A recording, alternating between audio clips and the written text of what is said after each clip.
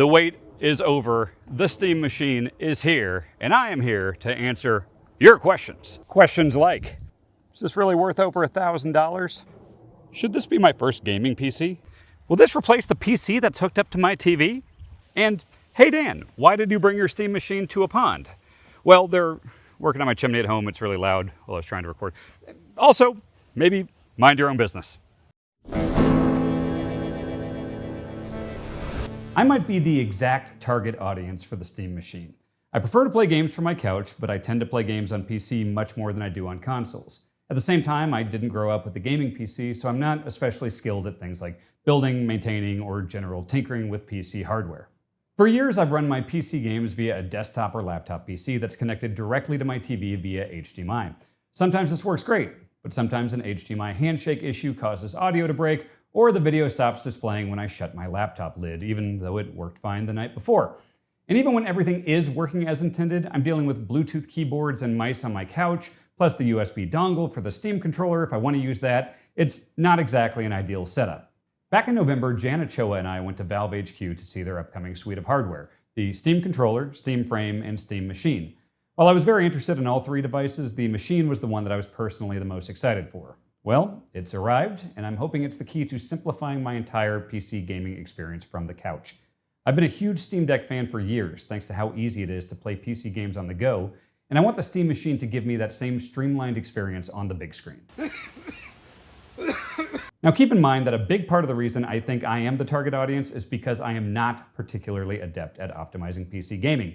So if you're looking for charts, in-depth frame rate analysis, or want to know how many kibble bips the Steam Machine burns per minute, I'm sure there are plenty of other options for you on YouTube. I am just going to explain my early experience with the Steam Machine as a dude that wants to play PC games without the hassles that can come along with it. Ease of use is a big part of the Steam Machine's appeal, so let's talk about the setup process.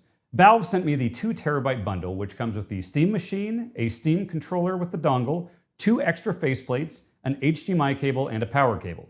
If you're getting the 512 gigabyte or 2 terabyte base model, it's as simple as the console and the cables.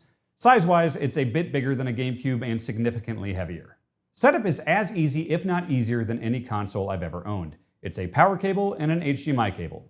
Pretty hard to screw up. Compared to Windows, the startup process is an absolute breeze. You'll do the basics like selecting your time zone and entering your Wi-Fi info, and then you're off to the races. If you've got a Steam controller, you'll just need to plug it in during initial setup, and then you can just use the dongle for charging.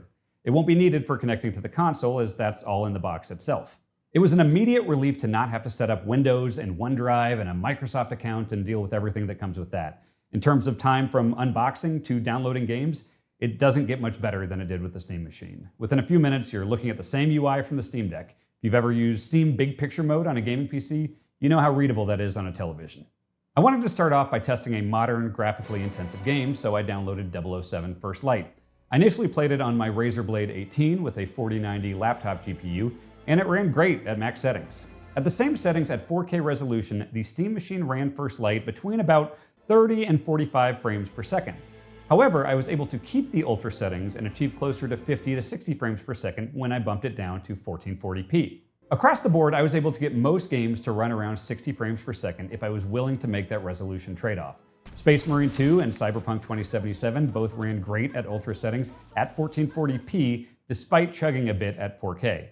Some games were able to stay close to 60 even at 4K, however. Resident Evil Requiem ran tremendously well at max settings at 4K, as did Ratchet & Clank Rift Apart.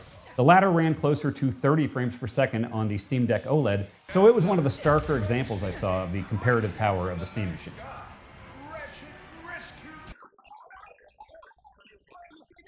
Running games at 1440p is the one trade-off that got me the best frame rates possible on the Steam Machine, and I also want to caution that turning on features like ray tracing can absolutely tank the performance. Cyberpunk struggled to maintain a solid frame rate at all but the lowest ray tracing level, and turning on odd settings like hair strands in Requiem can similarly crater the frame rate. It's worth noting that as of this recording, the Steam Machine hasn't launched yet, and I'm already getting emails from Valve about incoming updates that increase ray tracing performance. So some of these issues will likely improve over time as the Steam Machine is updated. At one point, I booted up Sekiro and was surprised to see the frame rate hover around 30 to 45 despite being a 7-year-old game. That's when I realized that I had the game recording option turned on. When I toggled it off to see if it impacted performance, I immediately saw Sekiro jump from 30 to 45 frames per second to around 45 to 60 frames per second. You can select whether game recording is enabled on a game-by-game basis, so I would suggest turning it off if a specific game is running poorly. Ultimately, when it comes to graphically demanding modern games, in a lot of cases you're going to have to choose between playing at 4K with inconsistent frame rates and medium graphics, or 1440p at 60 frames per second in high graphics settings. I tested a large variety of titles, from recent releases to old favorites. I even played some mouse and keyboard-based games from the couch and found that the Steam controller worked great. If you're a fan of emulating older titles, you know that the Steam Deck can be turned into a retro showcase very easily. Considering the obvious similarities between the devices, I followed the exact same video for setting up the Emu Deck on the Steam machine as I did on my Steam Deck. Shout out Retro Gamecore, by the way. Sure enough, it worked perfectly. I just copied over the same ROM folders from my Steam Deck microSD card to my new Steam machine, and before I knew it, I had an all-in-one retro game station ready to go. Of course, playing retro games on your TV while connected to a PC is nothing new, but the streamlined nature of Emu Deck and the Steam Machine UI makes it so easy to just pick a game and play without fiddling around with anything in Windows. On top of how easy the Steam Machine makes it to play PC games from the couch, it also just looks great on a shelf. It's a great size, and it feels like you just cut a Xbox Series X in half. Valve sent me the 2TB bundle, which comes with 2 additional faceplates. They're super easy to swap out and magnetize to each other really well, so it should be easy to store a collection of them without taking up too much space.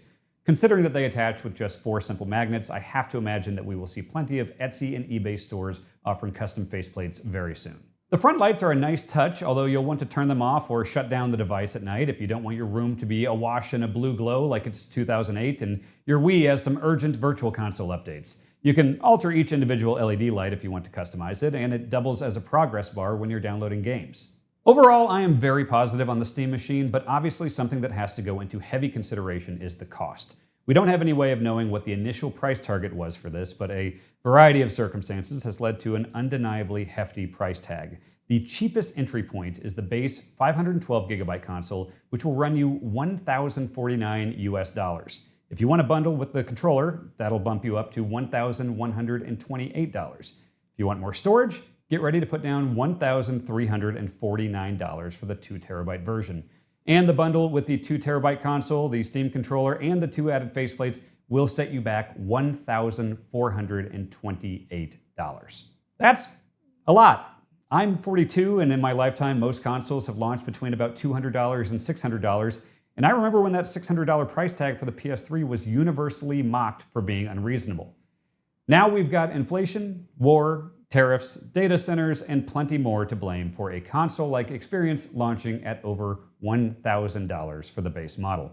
I think that the Steam machine is excellent, but it is absolutely not going to be for everyone. At its current price, this is a device for people that fit into this Venn diagram of wants to easily play PC games on the couch and has a lot of disposable income. I know plenty of people that are lifetime console gamers that would love to get into the Steam and PC gaming ecosystem, but it would be a very hard sell to tell them to drop over $1,000 on a Steam machine to do so. Let's do a little experiment here. I loaded up Death Stranding 2 on 5 different devices and tweaked the settings to make it run as smoothly as possible. But instead of telling you which device it's on, I'm just going to display the cost of each. I don't know how much money you have lying around, so you can take a look at this comparison and decide for yourself if the leaps in performance are worth the cost associated with it.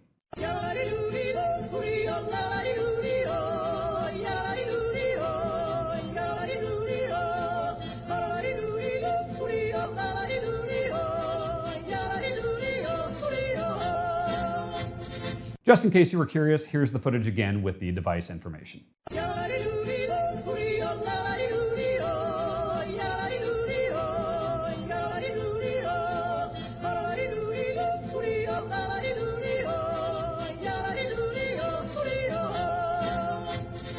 In 2026, if you want to play modern games, you have the wonderful options of either paying a lot or paying way too much. You're going to have to decide for yourself how much you weigh things like convenience, portability, and power when it comes to your purchasing decisions. For me, I honestly believe that the Steam machine will become my most played device. I think it'll be perfect for 90% of the games I play, from retro favorites to many of today's biggest hits. Every once in a while, there will be games that make me break out the 4090 laptop or sit down at the 5080 desktop to make sure I'm playing them with the best performance possible. but the convenience and ease of use of the Steam Machine will likely win more often than not.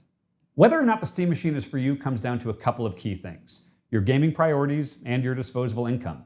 This is a great device, but it is undeniably expensive. If couch gaming and easy access to PC games is a priority for you, and you're willing to pay for it, I think the Steam Machine is a no-brainer.